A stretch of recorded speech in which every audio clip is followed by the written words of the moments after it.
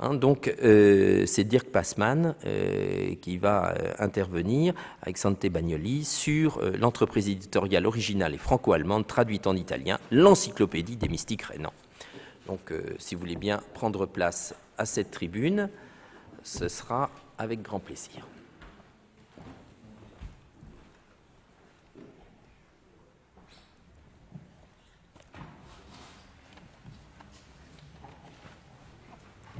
Voilà. Alors, qui commence? Voilà. Bonjour. Bonjour. Bonjour. Now, I have been asked to deliver my address in English, and I assure you, you are very fortunate, since my French is almost non-understandable because of my lousy pronunciation. So, ladies and gentlemen, mesdames et messieurs, it is a great pleasure and honor to be here today, and I'm deeply grateful for the invitation to deliver a short address on behalf of Aschendorff Verlag Münster. Let me assure you that, as to the length of my address, I will keep up to the maxim of the famous King Henry VIII, who, when going to a mistress to gratify the desires of the flesh, would say, "I won't keep you long, madam." Now, you may think that Münster in Westphalia is not exactly just around the corner from Paris, where we assemble today. From the town of Metz, from where Professor Vanier labored hard to organize this venue, or even from Trier and Bergkastel-Kues, where not only the great Nicolas de Cues came from, but also the German co-organizers of the encyclopédie being presented today. And you may justly ask, why a publisher from Münster, the heartland of pumpernickel and smoked bacon? Part of the answer to that can be found in our company archives. Some of you may know that Aschendorff has a long-standing tradition and reputation in the publication of scholarly works on the theology and philosophy of the Middle Ages. Prominent among these works is the book series Beiträge zur Geschichte der Philosophie und Theologie des Mittelalters. I can't spare you the long title. Better known by many as the Boimker Beiträge, a name derived from its founder Clemens Boimker, who started the series in 1891. So the other day, I went down to the company archive searching for some titles I had spotted in the German National Library's online catalogue dealing with Cusanus or Master Eckhart. Two of these early titles I had spotted from that series were, to my surprise, editions of some Cusanus texts and letters introduced and annotated in French by Edmond van Steenberge. One, printed in 1910, was Le De Ignota Literatura de Jean Wenck de Ehrenberg contre Nicolas de Cues. I've got it with me just to show you how slender monographs used to be in those days, you know. The other one appeared 5 years later. It was an edition of a correspondence between Cusanus and two representatives of the monastery of Tegernsee.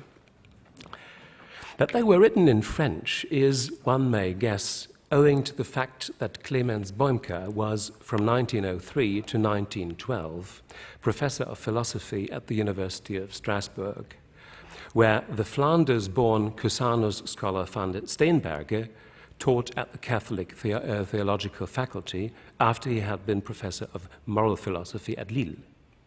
Some years later, in 1923, appeared Augustinus Daniels' edition of Eckhart's Defense, delivered at Cologne, under the title Eine lateinische Rechtfertigungsschrift des Meister Eckhart, in the same series.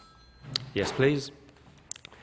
Ever since, the number of books on Cusanus published by Aschendorff has considerably increased, most notably by the foundation of the series Buchreihe der Cusanus-Gesellschaft, the first volume of which was published in 1964.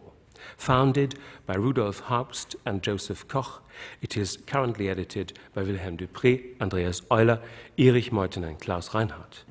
Likewise, in progress is an edition of the Sermons of Cusanus in German translation, edited again by Walter Euler, Klaus Reinhardt, and Harald Schweitzer, begun in 2007.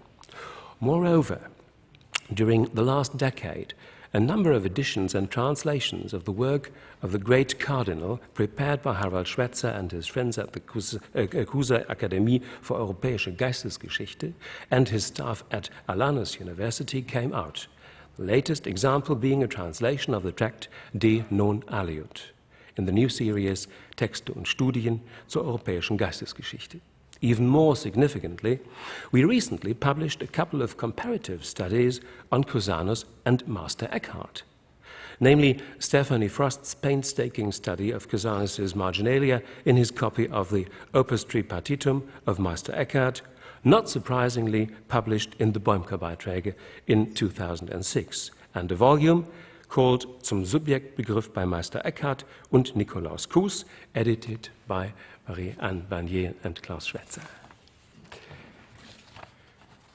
This brings us back full circle to the occasion of this venue today, because when 2 years ago Professors Reinhardt, Schweitzer, Euler and Barnier asked whether Aschendorff would be interested in the publication of a German version of the Encyclopédie, the ground was well prepared, and from our company's pedigree in the theology and philosophy of the Middle Ages, I've tried to outline here, we simply had no choice other than to feel flattered and, of course, to agree to join this prestigious enterprise.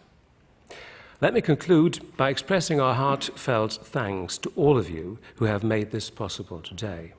Special thanks, of course, go to my venerable colleague Per Sed of Self Publications, who managed to get the publication of this magnificent volume underway, knowing exactly from experience what kind of chaotic beehive a bunch of medieval scholars can be. His achievement is indeed monumental, ladies and gentlemen. So again, thank you all for bringing this about, and in other words, vive la France. Thank you.